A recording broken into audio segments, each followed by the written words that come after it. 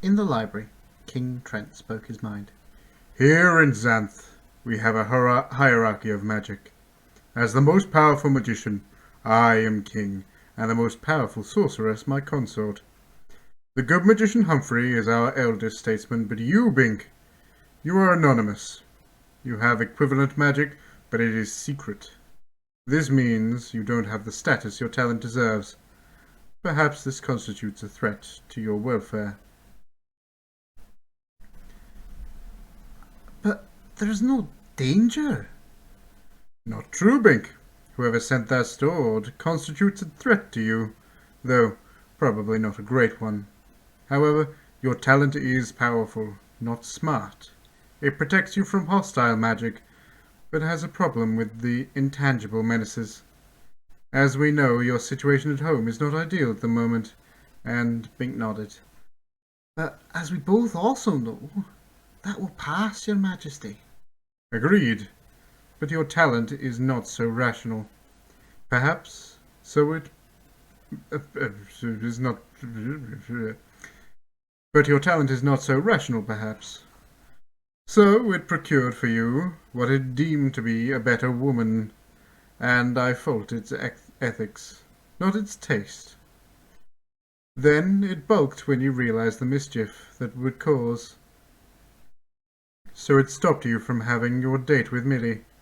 The reanimation of the zombie was part of this. Probably the zombie was supposed to help you locate the skeleton, but then it had to reverse its initiative. There is no knowing what mischief might have resulted if Millie and the Queen had insisted on completing your date. But we do know the havoc would have seemed to be coincidental, because that is the way your talent operates. We might have had a whole palace collapse on our heads, or some unfortunate accident might have rendered Millie into a ghost again. No, Bink cried, horrified. I know you would not wish that on so nice a creature. Neither would I. This is the reason I interceded. We must simply accept the fate that you cannot date Millie. Though your talents brought her back to life, I believe I have solved that problem for the nonce. For the nonce, for now. It is obvious that Millie's talent is sex appeal. That accounts for her original, untimely demise in ghost-generating circumstances. She shall not lack for male company, other than yours. Sex appeal, Bink exclaimed. That's why the spell doctor was so amused. She knew what sort of trouble there would be when she restored the spell. And that's why I was so tempted by her offer. Precisely. I felt it too, and had just completed my liaison with the Queen, thanks to your suggestion. Here, your jacket. The king gravely handed it back. It's my fault, or the palace will know. That I am a virile... that I am as What is the sentence? That I am virile as well as kingly, Trent finished. This is no shame. Now Iris will never know the weakness I might otherwise have shown. Obviously, at such a moment I should not have felt any attraction to another woman. I did feel it near Millie. So I knew magic was involved. But you, with a difficult home situation and Millie's evident desire for you, Bink, I think we need to get you out of this region for the duration. At least until we get Millie settled. But, Chameleon, I can't leave her alone. Have no concern. I shall invite her to the palace, to be attended by my own staff. In fact, I think Millie herself will be an excellent maid for her, until we can find a better situation. All we need to do is remove you from the stress and temptation that necessarily attends your presence here. Because your talent is powerful, but disruptive to palace life, I'm providing it guidance. Bink, I'm directing you to commence your royal mission, to locate the source of xanth, the source of magic in xanth, to locate the source of magic in xanth. King Trent paused, and Bink waited.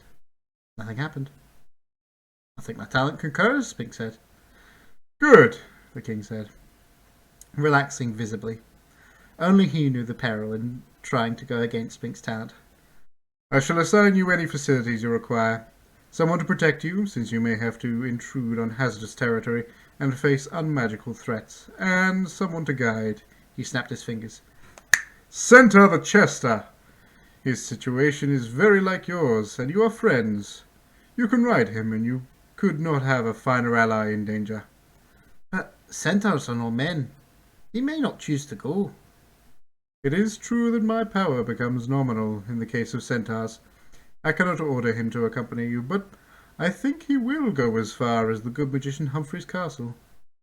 Why? Bink asked. Because only Humphrey can tell him what his magic talent may be. The king certainly kept up with things. But that answer would cost him a year's service. No harm in talking with Humphrey, though. Chester may go along with you just to keep you company, and incidentally chat with the good magician while you're there. Bink slowly smiled. And Cherie the centaur. And Cherie the centaur would never need to know. You might discuss that aspect with Chester, at any rate. And Crombie. He can point the way for you. I don't think Crombie could keep up with a Chester. With a fucking... I don't think Crombie could keep up with Chester, Bink said. No man could match a centaur's speed over ground. And Chester would not want to carry two people. Easily solved. I can transform Crombie into a form that can keep up. A dragon, perhaps. That would frighten the people and attract attention. So it would. Very well. A griffin. There are a few tame ones, so people would not be too curious. That will deprive him of speech, but give him the power of flight. A fair exchange. And there is hardly a better fighting animal than a griffin, weight for weight. With a centaur and a griffin accompanying you, there should be no mundane threat you need fear. He paused again. Even so, I think you had better consult Humphrey for specific advice. There might be more here than we have bargained for. Bink found himself filling with excitement. Adventure again. Your Majesty, I'll find the source of magic for you. When can I start?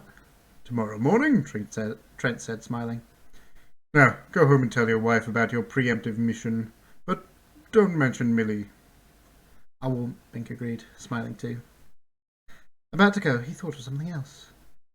Do you know where it is? Oh, sorry. Do you know there's a magic mole hanging around the grounds? The king accepted the communication with grace.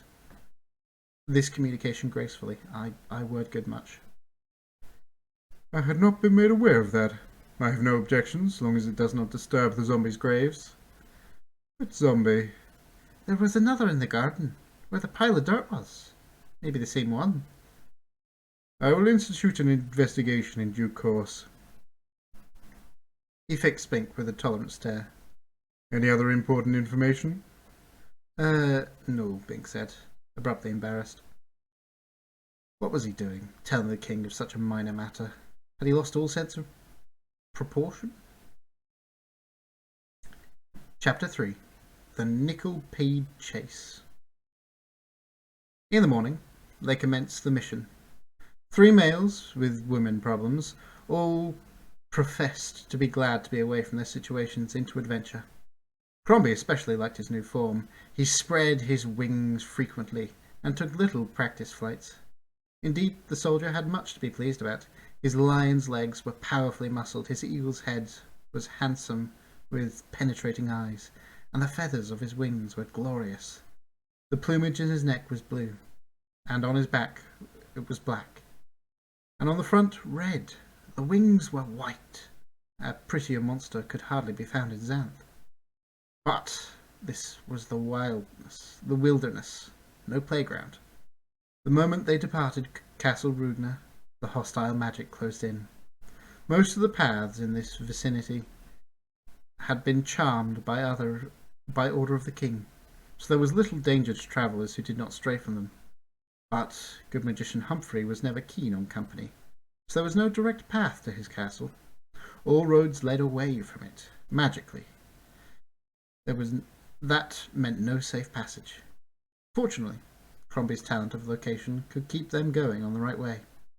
Periodically, the soldier griffin paused, closed his eyes, extended one wing or forepaw, spun around, and came to rest, pointing. Crombie's directional sense was never wrong. Unfortunately, it did not take note of the inconvenience of straight-line travel. The first thing they ran into was a clump of hell's bells. The vines of plants reared up, their bells ringing stridently. Interesting word. The tintinnabulation, that's a word, became deafening and disconcerting. "We have to get out of here," Bink cried. But he knew he could not be heard above the noise. Chester had his hands to his ears, and he bucked about, kicking at individual bells. But for every one he smashed, a dozen clanged louder. Crombie spread his wings, flapped violently. Bink thought he was taking off, but instead the griffin dug all four clawed feet into the massed vines and hauled them violently upwards. The vines stretched, and the clangor of bells became shrill, then muted. The tension prevented them from swinging properly, so they couldn't ring. Bink and Chester took the opportunity to scramble out of the clump, and then Crombie let go and flew up, out of range of the bells. They were free of the hazard, but it was a warning. They couldn't simply barge ahead as if treading the King's Highway. They continued on, carefully skirting the tangled trees and noose loops. Now Crombie checked often for the nearest dangers, as well as for the proper direction. In some cases they had to turn aside from the seemingly innocuous path, ripping through inchweeds and sliding turf. But they trusted Crombie's talent, better itching and sliding than some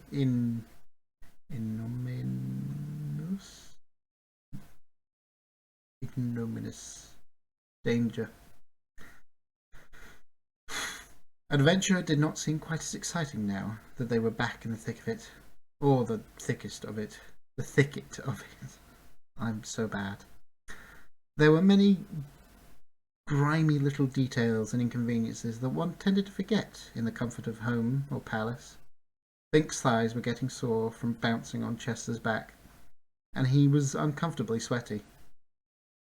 When they got hungry, Crombie pointed out a soda tree growing in a patch of sugar sand.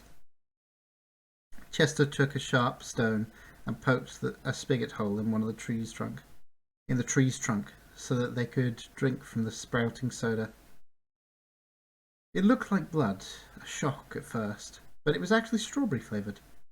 The sugar sand was so sweet, so it was possible to eat only a little. Crombie pointed out the breadfruit tree, and that was much better. The loaves were ripe, so that they steamed warmly when opened, and were delicious. Just when the three were feeling confident again, danger came questing for them.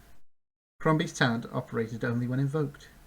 It was not an automatic alert. In this case, the threat was a hungry dragon of medium size, land-bound and fire-breathing, about the worst enemy of Xanth, except for a large dragon. Such monsters were the lords of the wilderness, and were the standard against which all other viciousness was measured. Had this been the largest variety, they would have been lost. But it was, against this middle range, a man and griffin and centaur had a fighting chance. Still, why had the dragon come after them? Normally, dragons didn't attack men or centaurs. Dragons fought them.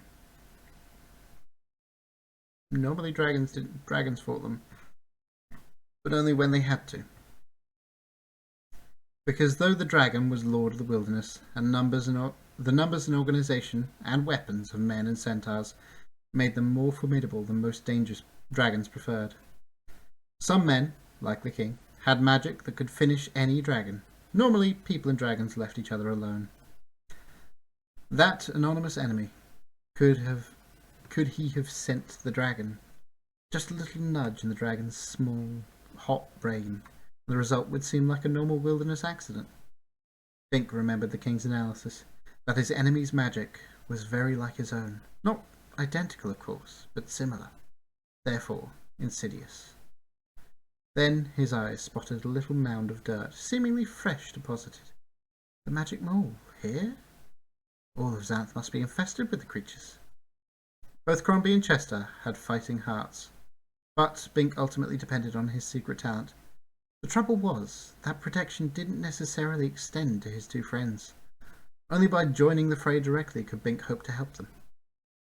For then his talent might have to save them all in order to save him. He felt guilty about this, knowing that his courage was false. They could die while he was charmed. Yet he could not even tell them about this. There was a lot of this kind of magic in Xanth. It was as if magic liked to clothe itself in superfluous mystery. By that means enchanting itself with the manner of a pretty woman. Very strange analogy. At any rate, they were caught in a level clearing, the dragon's ideal hunting ground. There were no large trees to provide shelter or escape, and no local magic they could draw on fast enough. The dragon was charging, a shaft of fire jetting from its mouth. One good scorch from that flame would be enough to roast a man entire. Dragons found roasting men very tasty. It was widely rumoured. Chester's bow was in his hands, an arrow nocked. He was well provisioned with bow and arrow, sword, and a length of pliant rope, and knew how to use them all. "Keep clear of the flame," he yelled. "He's got to build up a bellyful between shots. When you see him start to heave, dodge sideways." Good advice. Any creature the size of a dragon was likely to be a trifle slow manoeuvring, and that jet of fire needed to be careful aiming. In fact, they might be safest close to the monster, so that they could dodge around it too quickly for it to orient. Not too close, for the dragon's teeth and claws were devastating. Crombie, however, also possessed claws, and his beak was as good as in its fashion as teeth. He had the advantage of flight. He could maneuver faster than the dragon despite its mass, though of course his weight was only a fraction of that of the dragon. But he was not a natural griffin, so would not be able to react with the same speed and precision as a true one. Bink himself was the weak link in the defence, or so it would naturally seem to others.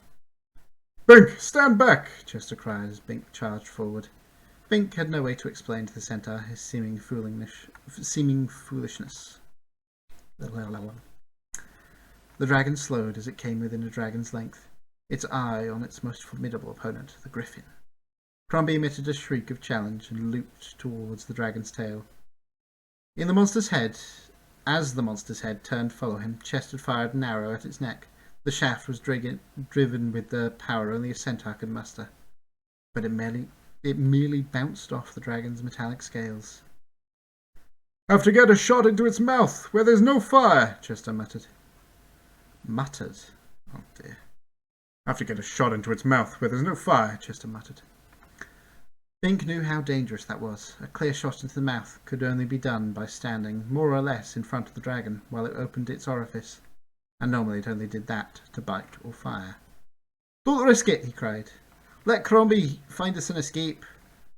But Crombie was out of hearing and busy. In any event, the ornery centaur was not in a mood to retreat. They did not attack the dragon at their convenience.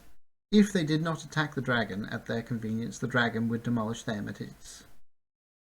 Bink moved in with his sword, seeking a vulnerable spot. The closer he got, the larger the dragon seemed.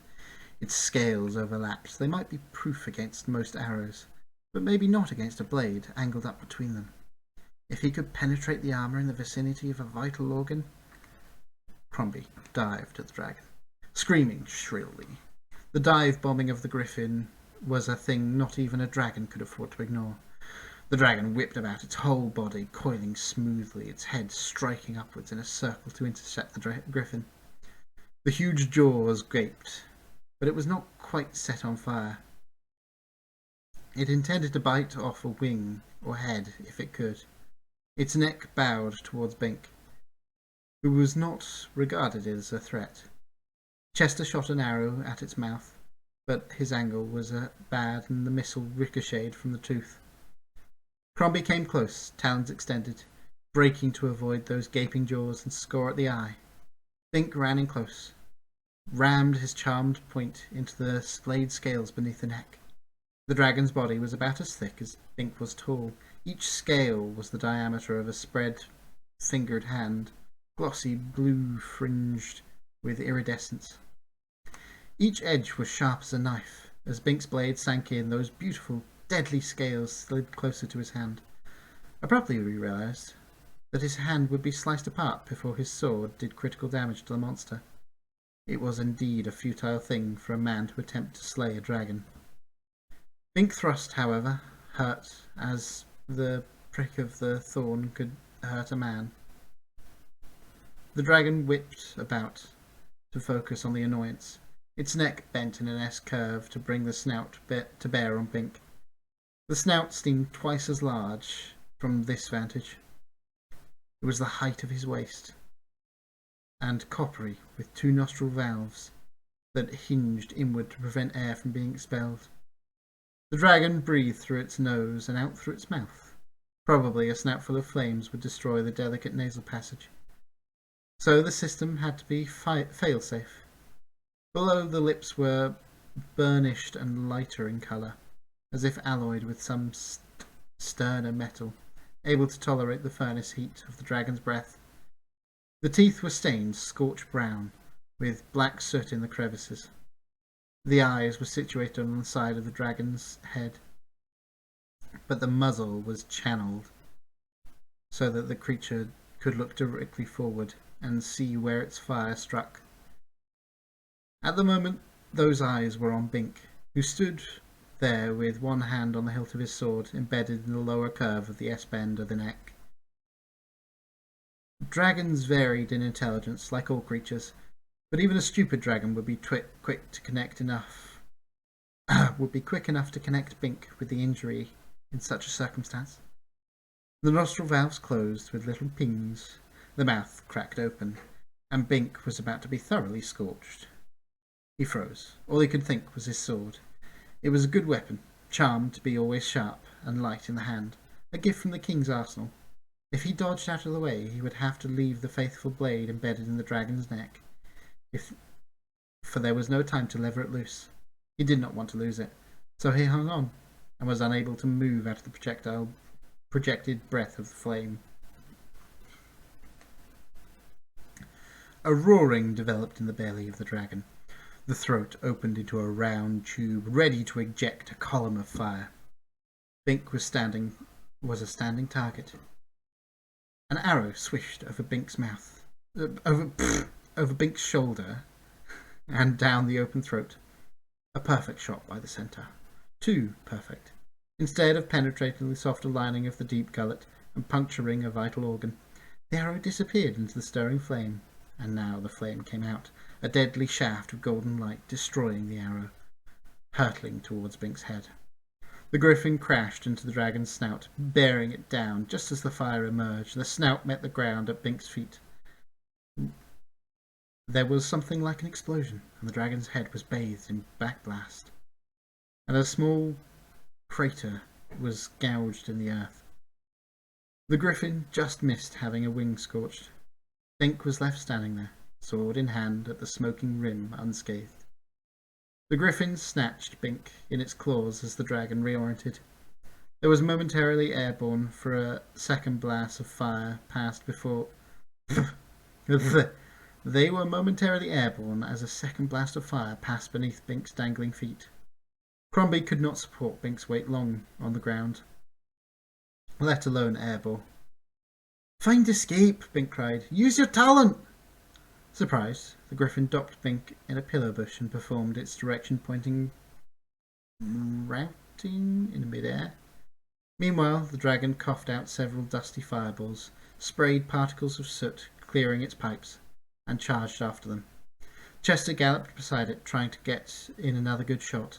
It was evident that this dragon was too tough for the 3 of them together. Crombie's white wing pointed to one side. "Squawk!" he cried.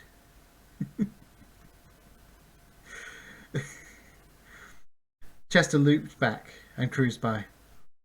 "On my back!" he cried. Bink leapt and sprawled across the centaur's rump. He started to slide off, grabbing wildly, caught a handful of mane, and righted himself while the centaur galloped on, head held low. Bink almost tumbled forward, but clasped his knees tightly and held on. He looked up and saw the dragon charging headlong at them. The monster must have looped back, too. "Chester!" Bink cried in panic. "It's in front of us!" "Oh, front hell!" the centaur yelled from behind him. "You're facing backwards, Dodo!" Oops, so he was. The dragon was following them, trying to catch up. Bink was holding onto Chester's handsome tail. So wonderful the head seemed now. No wonder the head seemed low. Well, it was a good way to watch the dragon. "The monster's gaining," Bink reported. "Where's Crombie pointing?" "That's where I'm going," Chester called back.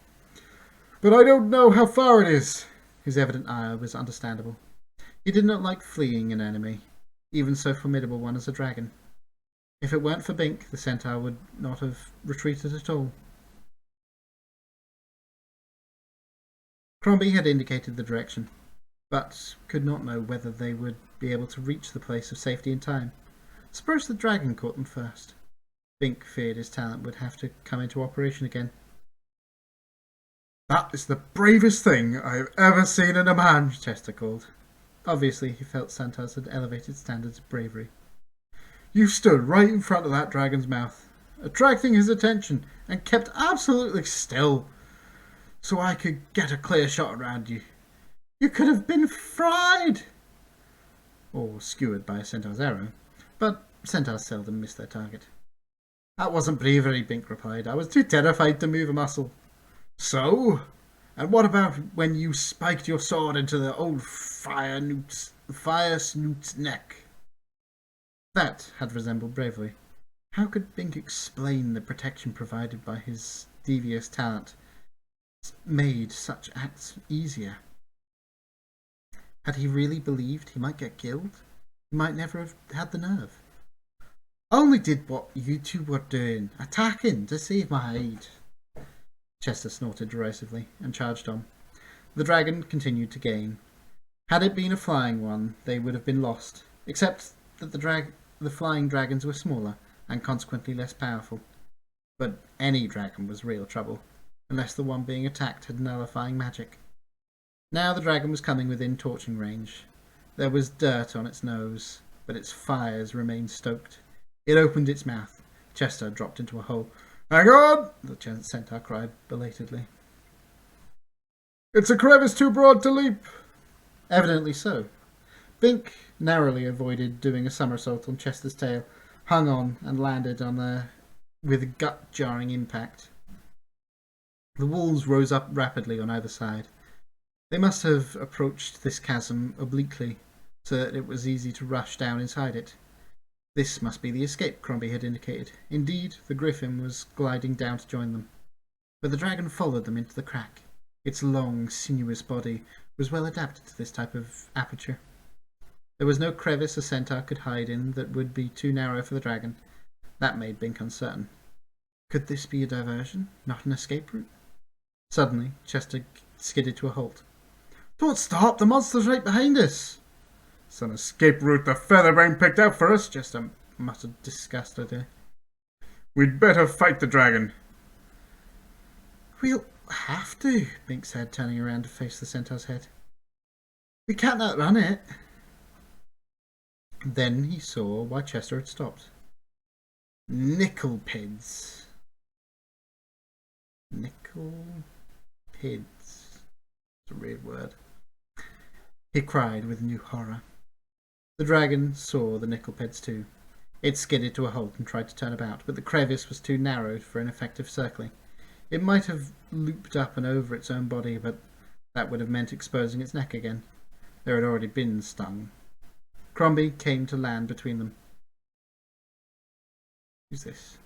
"This were your way out, bird brain," Chester demanded, as the nickelpids scuttled close, forming living barricades whenever there were forming living barricades wherever there were shadows, cutting off any likely escape. "Squawk!" the griffin replied angrily. He understood both the language and the insult perfectly, though he couldn't reply in kind. He stood up, wings furled, so they could not bang against the close walls and get smudged. He closed his eyes, whirled awkwardly, and pointed a forepaw. But the paw was not firm. It wavered across a half circle. A few bold nickelpeds attacked. Each was girt with about 500 legs. Girt, G-I-R-T. And a single set of pincers, and each had a taste for flesh meat. Fresh meat. Blah. A single nickelped could be killed with a certain amount of effort and unpleasantness. 100 were insurmountable, without extraordinary armour or magic. But the attempt had to be made, for it was one thing worse than being roasted by a dragon. It was being gouged by nickelpeds. The dragon yelped. A nickelped had clamped onto its smallest front claw, and was gouging out a disc of substance nearly an inch across. The dragon's claws were iron, but nickelped's pincers were nickel-hardened by magic. They could gouge from almost anything. Chester chuckled grimly. Then the centaur leapt high, emitting a cry like a neigh. Another nickelped had scooped out a piece of one hoof. Chester came down, stomping the little monster hard, but the nickelped scuttled to one side, avoiding the blow. While